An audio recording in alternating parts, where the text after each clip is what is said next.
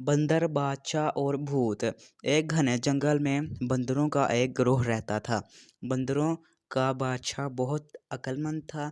एक दिन इसने अपने ग्रोह को इकट्ठे बुलाया और कहा, मेरे प्यारे बंदरों, हम खुशकिस्मत हैं कि इस खूबसूरत जंगल में रहते हैं, लेकिन खबरदार, दरख्त और पौधे हरे भरे और सरसब्ज हो सकते हैं, लेकिन इनमें बहुत से जहरीले फल होते हैं।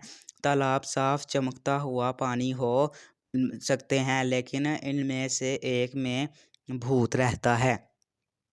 इसलिए पहले मुझसे पूछे बगैर कुछ ना खाओ और ना पियो। अगले दिन एक बंदर को प्यास लगी। इसे बादशाह की बात याद आई और वो इससे बात करने का चला गया।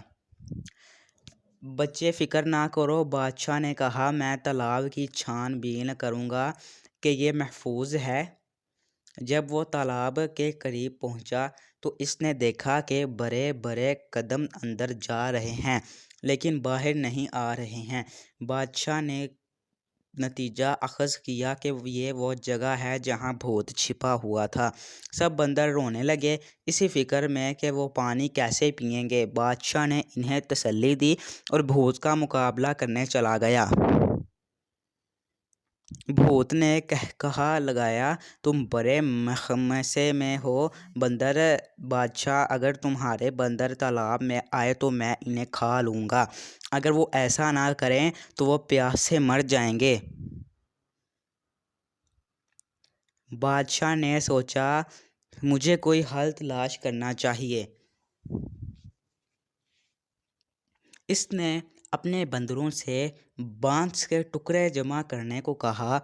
खोखली बांस की चिड़ियों को आपस में जोड़कर इसने एक बड़ा पाइप बनाया जो तालाब का पानी चूसता था। बंदर अपने दिल की ख्वाहिश के मुताबिक पीने के काबिल थे।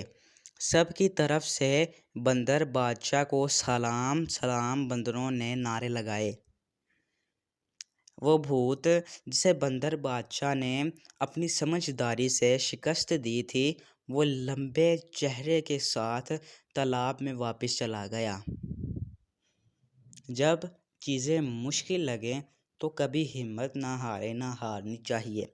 बंदर बादशाह की तरह बासब्र और होशियार रहें और अपनी मुसीबत का डट कर मुकाबला करें।